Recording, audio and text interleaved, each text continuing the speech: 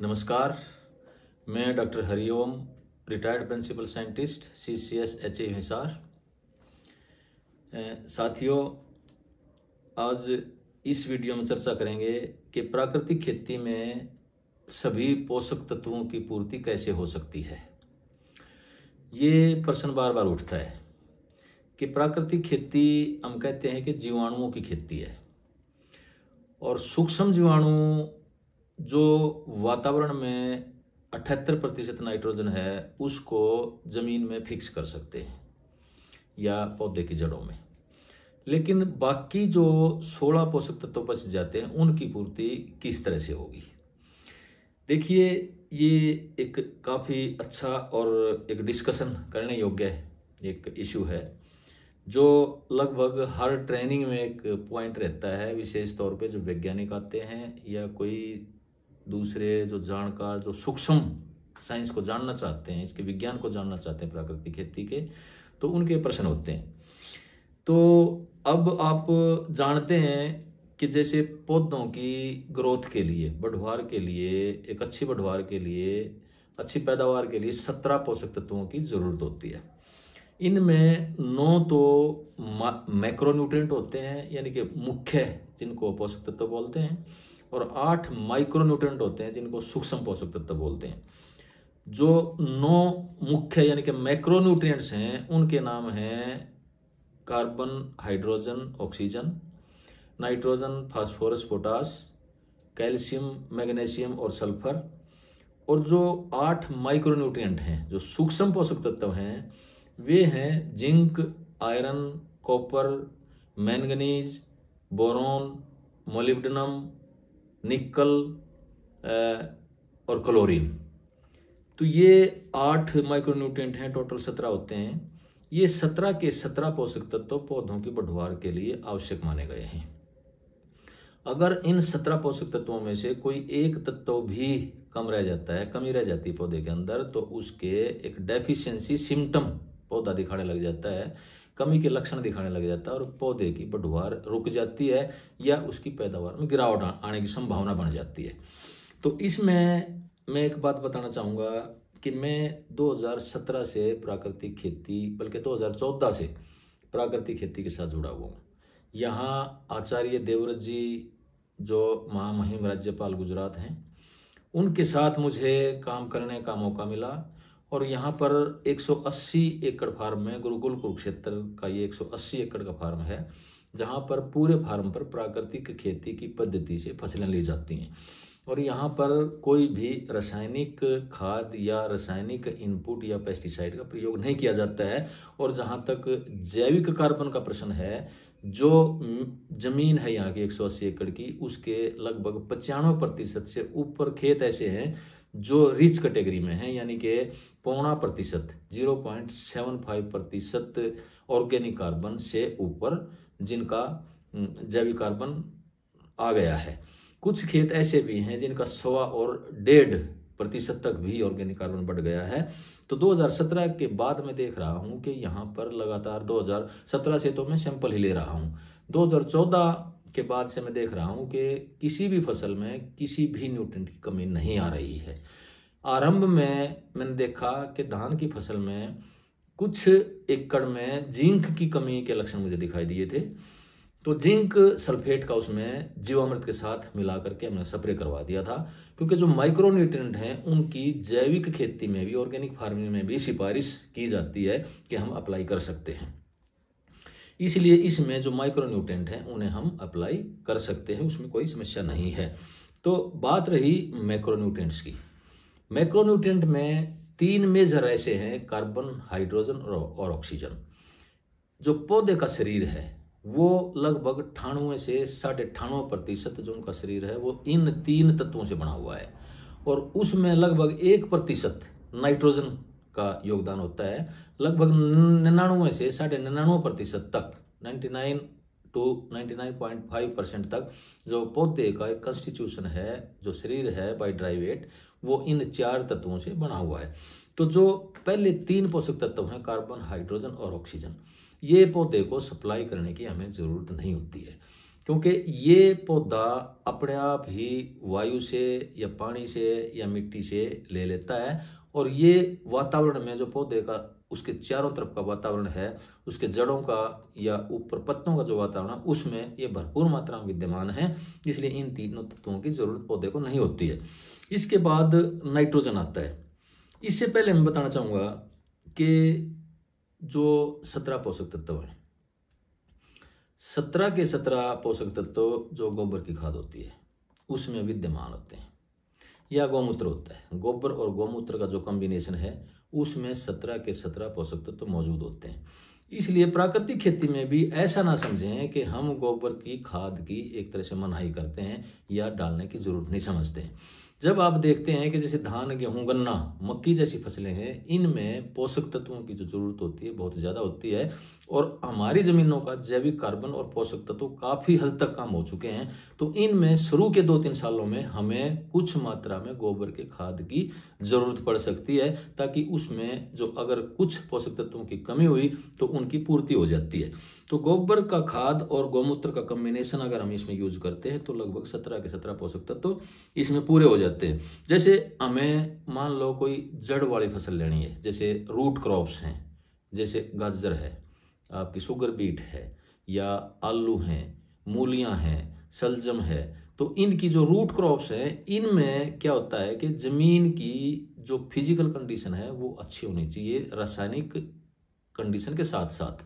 तो physical condition को improve करने के लिए हमें इसमें शुरू में गोबर की खाद डालनी पड़ सकती है, जिससे उसकी भौतिक स्वास्थ्य भी इम्प्रूव रहे, और उसमें जो पोलापन है जमीन के अंदर वो भी हो जाए, और जो रूट की ग्रोथ है, जो जड़ें इसमें यानी कि गाजर के रूप में, मूली के रूप में या शकरकंद के रूप में, उनकी ग्रोथ भी इसमें अच्छी तरह से हो जाएगी, और पोरोसिटी भी अच्छी तरह से बनी रहेगी। उसमें जो पानी का और वायु का संचार है वो भी अच्छा बना रहेगा। तो इसमें भी हमें गोबर की खाद शुरू में मिलाने की जरूरत पड़ सकती है, शुरू के 2-3 वर्षों के लिए। तो इसमें एक चीज का ध्यान रखें कि जहां भी गोबर की खाद या केंचुए की खाद या कोई भी कंपोस्ट जब ज्यादा मात्रा में डाला जाता है तो उसमें एक तरह से फूड मटेरियल होता है, हानिकारक जीवाणुओं के लिए भी, हानिकारक कीड़ों के लिए भी, जो मिट्टी में शेल्टर पाते हैं, जो मिट्टी में पोषण पाते हैं, तो उनकी संख्या भी बढ़ जाती है। तो उसमें क्या आमतौर पे आता है कि जैविक खेती में और संरक्षण खेती में, कंजर्वेशन एग्रीकल्चर में एक शिकायत आ जाती है कि उसमें जो सॉयल बोर्न डिजीज हैं, जो मिट्टी जनित या सीड बोर्न डिजीज हैं, उनकी संख्या, उनकी मात्रा बढ़ जाती है, उनका प्रकोप बढ़ जाता है। जैसे जड़ गलन रोग है, या पौध गलन रोग है, या तना गलन रोग है, या विल्ट जैसी समस्याएं आ जाती हैं। खड़ी फसल सूख जाती है, जब बारिश में नमी बढ़ने लगती है खेत में तो विल्ट आ जाती है, लगभग काफी फसल में आ जाती है। तो ये जो जड़ों की बीमारियां हैं, या जो सॉयल बोर्न डिजीज हैं, यानी कि जो मिट्टी जनित बीमारियां हैं या कीड़े हैं, इनकी संख्या बढ़ जाती है जब हम गोबर की खाद, केंचुए की खाद या संरक्षण खेती करते हैं। तो उनकी संख्या, उनकी मात्रा, उनका प्रकोप बढ़ने लग जाता है। तो इसके लिए रिसर्च काफी मात्रा में उपलब्ध, हमारे पास काफी रिसर्च पेपर उपलब्ध है कि अगर हम इस गोबर की खाद या केंचुए की खाद या कंपोस्ट, इनके साथ अगर हम गौमूत्र का प्रयोग करते हैं या जीवामृत का प्रयोग करते हैं प्राकृतिक खेती में, क्योंकि जीवामृत में भी गौमूत्र का प्रयोग होता है। तो बाकी जो दूसरे भी फार्मूलेशन हैं, जो यानी कि कीड़ों के कंट्रोल के लिए भी जितने, बीमारियों के कंट्रोल के लिए भी जितने इसमें फार्मूलेशन प्राकृतिक खेती में, उन सभी में गौमूत्र का प्रयोग लगभग किया जाता है। तो जब गौमूत्र का प्रयोग होता है तो उसका एक रिसर्च की रिजल्ट्स बताते हैं, रिसर्च पेपर्स पब्लिश्ड हैं, कि जब हम गौमूत्र का साथ के साथ प्रयोग करते हैं तो जो सॉयल बोर्न डिजीज है जितनी भी, उनका कंट्रोल हो जाता है। यहाँ तक के जो नीमेटोड हैं, व्हाइट ग्रब्स हैं, टर्माइट हैं, या कोई भी जो इंसेक्ट है और कोई भी बीमारी है जो मिट्टी में एक पोषण पाता है, मिट्टी में पड़ता है और पौधे को नुकसान पहुंचाता है, तो गौमूत्र का प्रयोग करने से उसमें क्या होता है कि साथ के साथ जो लाभदायक जीवाणु, जैसे ट्राइकोडर्मा, स्यूडोमोनास है, माइकोराइजा है। जैसे माइकोराइजा कहाँ से आता है कि जो अर्थवॉर्म है, या जो जिनको हम कहते हैं केंचुए की जो कास्टिंग होती है, उनकी जो विष्टा होती है, उसमें लगभग 2 मुख्य कंपोनेंट होते हैं। एक तो ह्यूमस होता है, 40% के लगभग उसमें ह्यूमस होता है, और दूसरा मुख्य कंपोनेंट उसका माइकोराइजा होता है। और माइकोराइजा एक ऐसा है कि ये एक तरह से पौधे का कवच के तौर पे काम करता है। पौधा माइकोराइजा पौधे को हर तरह के स्ट्रेस से बचाता है, चाहे वो बायोटिक स्ट्रेस है, चाहे वो एबायोटिक स्ट्रेस है, चाहे पानी की कमी है किसी भी तरह की, और इवन नाइट्रोजन फिक्सेशन में भी मदद करता है ये जमीन में। तो एक तरह से दूसरे सूक्ष्म जीवाणुओं के लिए भी माहौल पैदा करता है कि उनकी भी ग्रोथ बढ़ती चली जाती है और लाभदायक जीवाणु बढ़ते चले जाते हैं। उसमें फास्फोरस जैसे तत्व जो फिक्स हो जाते हैं जमीन में, उनकी उपलब्धि बढ़ जाती है, और दूसरे माइक्रोन्यूट्रिएंट हैं जो फिक्स हो जाते हैं फास्फोरस के साथ या दूसरे एक तरह से कम्प्लेक्स बना लेते हैं, उनकी भी उपलब्धि इसमें बढ़ने लग जाती है। तो इसमें गोमूत्र का प्रयोग करने से जो इस तरह की समस्या है वो दूर हो जाती है। तो उसमें आप गोबर का खाद शुरू में या कंपोस्ट शुरू में आप यूज कर सकते हैं, जिससे सभी 17 तरह के पोषक तत्वों की एक पूर्ति हो जाए। इसके बाद एक और सजेशन मैं दूंगा इसमें, जो हमारे अनुभव में आ रहा है कि जो गोबर और गोमूत्र है, जो ताजा गोबर है उसमें नाइट्रोजन काफी मात्रा में होती है, दूसरे न्यूट्रिएंट भी काफी मात्रा में होते हैं। इसको अगर हम कच्चा यूज करते हैं तो इनकी मात्रा ज्यादा होने की वजह से फसल में जो फसल है उसकी जड़ों को और जर्मिनेटिंग सीडलिंग्स को और पौधों को, उसमें जैसे अमोनिया जैसी गैस जब निकलती है नाइट्रोजन ज्यादा होने की वजह से, तो उनको इंजरी हो जाती है, नुकसान होने की संभावना होती है। 1.5% तक उसमें नाइट्रोजन होता है। लेकिन अगर उसका हम गोबर की खाद तैयार करते हैं तो ये 1.5% नाइट्रोजन लगभग 0.5% रह जाती है। जो फास्फोरस है वो लगभग 0.25% तक रह जाती है और पोटास भी लगभग 0.5% तक रह जाती है इसकी। तो जो उसमें ताजा गोबर में जितने न्यूट्रिएंट्स थे वो सभी उनकी मात्रा गोबर की खाद बनाने से घट जाती है और 4, 5, 6 महीने का, इससे भी ज्यादा का समय लग जाता है, जिससे उसकी क्वालिटी भी घट जाती है और उसके प्रभाव भी घट जाता है। इसी तरह गोमूत्र है, गोमूत्र में भी लगभग 2 से 2.5% नाइट्रोजन होता है और दूसरे प्राइमरी और सेकेंडरी मेटाबोलाइट्स और दूसरे मिनरल्स एलिमेंट्स लगभग 50-60 तरह के होते हैं जो वो भी उसमें विद्यमान होते हैं। और जब वो एक तरह से मिट्टी के अंदर जब गोमूत्र का प्रयोग किया जाता है तो इसीलिए वो जब गोमूत्र का प्रयोग होता है तो उसमें सॉइल बोर्न डिजीज या सॉइल की जितनी बीमारियां हैं या कीड़े हैं उनका एक कंट्रोल मिलने लगता है हमें। तो इनका प्रयोग जो इतनी अधिक मात्रा में जो ताजे गोबर में या गोमूत्र में होती है, नाइट्रोजन और दूसरे पोषक तत्व होते हैं, उनका सही प्रयोग किस तरह से किया जाए और बाकी जो दूसरे भी 17 पोषक तत्व होते हैं गोबर में और गोमूत्र विद्यमान होते हैं, लेकिन गोबर का हम गोबर खाद बनाते हैं तो उसकी एफिशिएंसी और उसके जो न्यूट्रिएंट्स हैं उनकी क्वांटिटी भी घट जाती है। इसलिए इसमें मैं सलाह देता हूं अपने अनुभव के आधार पर, किसानों के साथ इंटरेक्शन के आधार पर और रिजल्ट्स के आधार पर कि कच्चा गोबर और गोमूत्र उसका हम प्रयोग कर सकते हैं।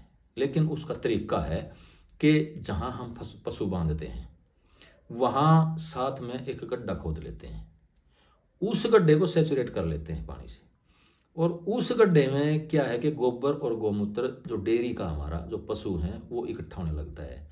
और उसमें जो पानी, जैसे हम पशुओं को नहलाते हैं, पशुओं को पानी जो पिलाते हैं, तो उसमें जब हम वो पानी भी उस गड्ढे में इकट्ठा होने लग जाता है। तो जो उसमें गोबर में और गोमूत्र में जो एनएरोब्स थे वो यूं के यूं उसमें मेंटेन रहते हैं, क्योंकि एरोब से भी ज्यादा काम कर देते हैं कई बार। क्योंकि जैसे खेत में आप देखते हैं तो एनएरोब हैं, जब आप कोई अवशेष जैसे खेत में मिलाते हैं या गोबर का खाद जब उसमें खेत में मिलाते हैं तो उसकी जुताई कर देते हैं, उसमें पानी देते हैं अवशेषों में, तो पानी देते हैं तो एनएरोबिक कंडीशन होती है एक बार, तो उसमें एनएरोब्स भी बढ़ते हैं। तो उसमें जब बार बार हम पानी दे के 2-3 बार जुताई करते हैं तभी वो ठीक तरह से डिकम्पोज हो पाते हैं, अवशेष या गोबर का खाद पूरी तरह से जमीन के अंदर मिल पाता है, मिट्टी के अंदर, और उपलब्ध हो पाते हैं उसके न्यूट्रिएंट। तो इसमें एरोब और एनएरोब का दोनों का कॉम्बिनेशन हो जाता है गोबर गोमूत्र में। तो इसमें जो एनएरोब्स हैं वो भी रहते हैं, सारे न्यूट्रिएंट भी रहते हैं, सारे मिनरल्स भी रहते हैं, और उसके जो प्राइमरी और सेकेंडरी मेटाबोलाइट हैं वो भी रहते हैं। तो इसमें मेरी सजेशन ये है कि इस पानी को आप गड्ढे में जो इकट्ठा होता है, ऊपर जो पानी होता है, इसमें आप 1 ड्रम 2 ड्रम जीवामृत का मिला सकते हैं, क्योंकि जीवामृत में भी हम जो सूक्ष्म जीवाणु हैं उनको मल्टीप्लाई करते हैं। अब इस पानी को सिंचाई के पानी के साथ अगर देंगे हम, इसी पानी को हम ड्रिप इरिगेशन के थ्रू देंगे, इसी पानी को हम स्प्रे करेंगे, तो इसमें जीवामृत के साथ साथ सभी तरह के हमें पोषक तत्व मिल जाते हैं। तो इस तरह से 17 के 17 पोषक तत्वों की पूर्ति करने में एक संभावना हो जाती है। इसके बाद मैं दूसरी ऑप्शंस बताता हूं आपको कि किस तरह से इनकी पूर्ति हो सकती है।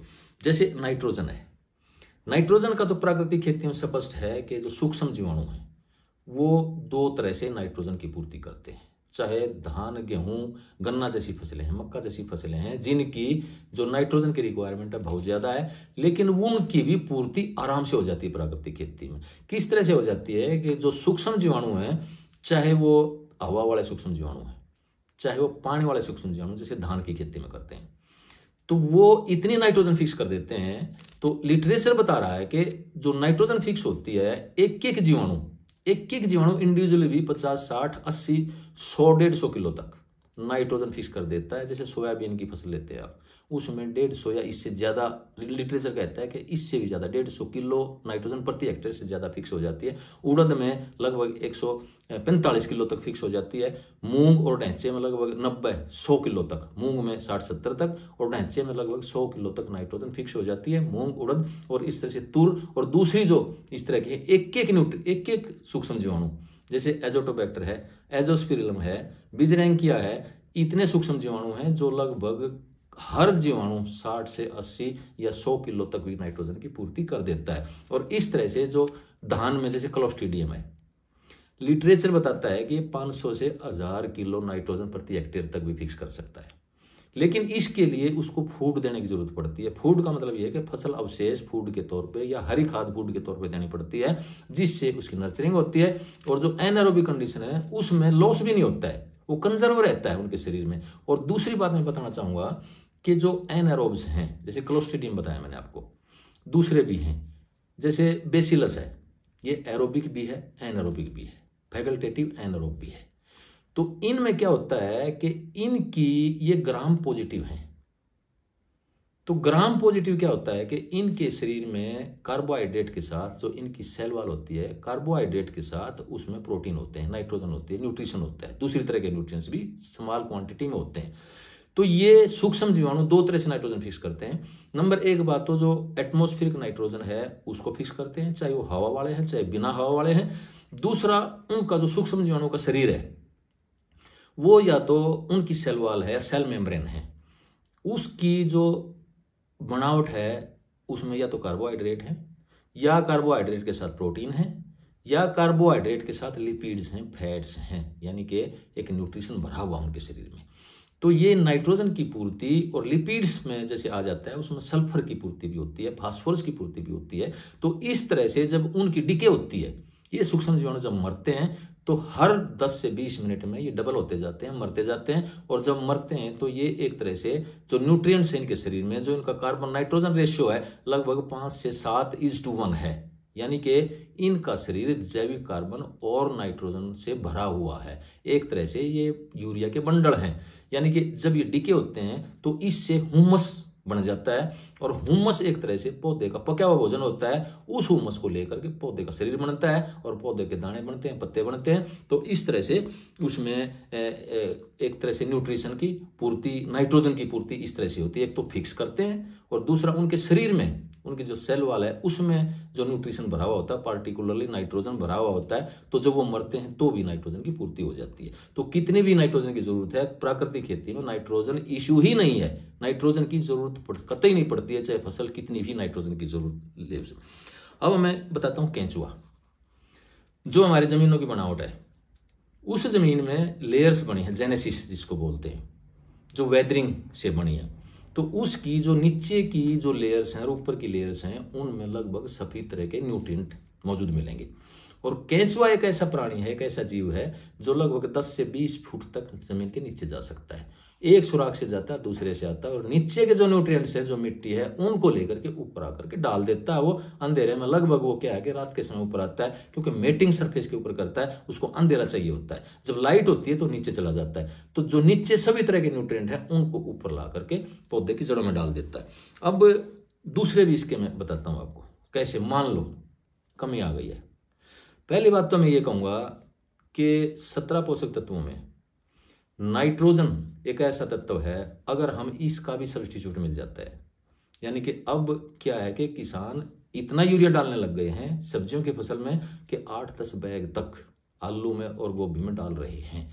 इसलिए उसकी वजह से एक टोटली इम्बैलेंस हो रहा है सिस्टम, सॉइल का, वाटर सिस्टम का, ह्यूमन सिस्टम का, एनवायरमेंटल सिस्टम का, सब तरह का जो इकोसिस्टम है एक डिस्टर्ब हो रहा है। अगर हमें नाइट्रोजन अकेले का सब्स्टिट्यूट मिल जाता है प्राकृतिक खेती में, तो दूसरे जो पोषक तत्व हैं उनकी हम वैल्यू एडिशन कर सकते हैं। उदाहरण के तौर पे जैसे फास्फोरस है, फास्फोरस हमारी जमीनों में इतना पड़ा हुआ है कि अगले हो सकता है 50-100 साल तक जरूर देना पड़े, क्योंकि जो फास्फोरस हम दोनों फसलों में डाला है, विशेष तौर पे जो उत्तर पश्चिम भारत है इसमें, और विशेष तौर पे धान गेहूं फसल चक्कर है, तो इसमें फास्फोरस इतना पड़ा हुआ है कि पौधा मुश्किल से 15 से 20% ही प्रयोग कर पाता है, बाकी फास्फोरस जमीन में पड़ा रहता है और दूसरे पोषक तत्वों के अपने साथ बांध लेता है।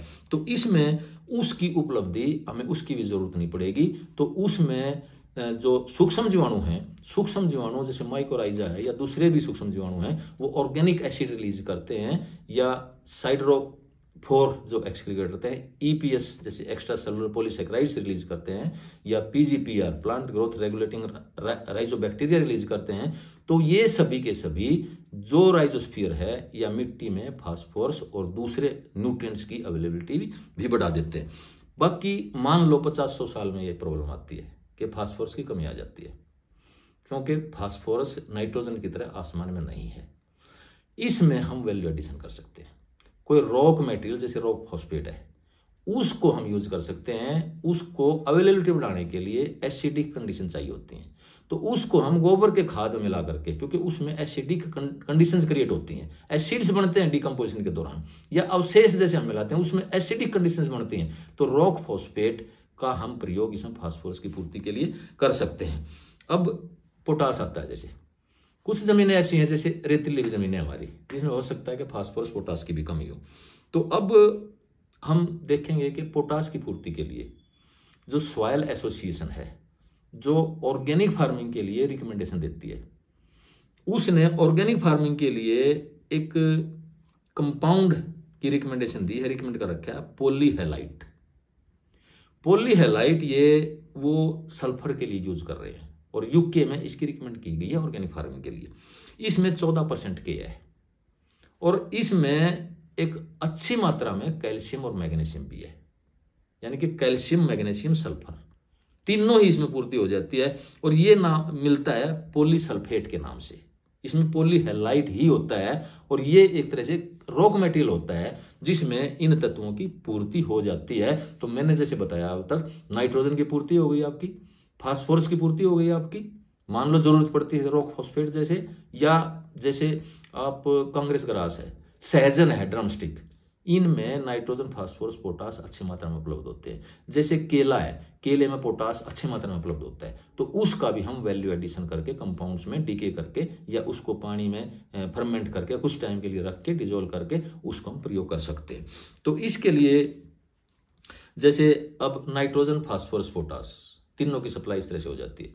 कैल्शियम, मैग्नीशियम, सल्फर, उसकी भी जैसे मैंने बताया पॉलीहेलाइट से पोटास की भी, कैल्शियम, मैग्नीशियम, सल्फर तीनों की पूर्ति हो जाती है। और इसमें पोटास 14% है, पोटास 14% है। इसके अलावा जैसे कैल्शियम और सल्फर है, कैल्शियम, सल्फर, नाइट्रोजन, फास्फोरस और पोटास के बाद सल्फर ज्यादा महत्वपूर्ण है।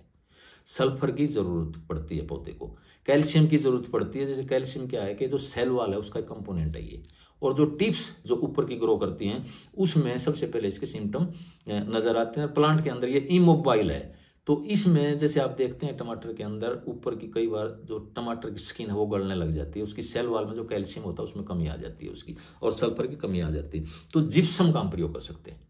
जिप्सम भी एक तरह का रॉक मटेरियल है, तो इस तरह का मिट्टी है एक तरह की जो जमीन खदानों से निकाली जाती है, तो इसमें कैल्शियम और सल्फर भरपूर मात्रा में रहता है। और इसमें सल्फर, कैल्शियम लगभग 21% होता है और सल्फर होता है 17 से 18% जिप्सम में।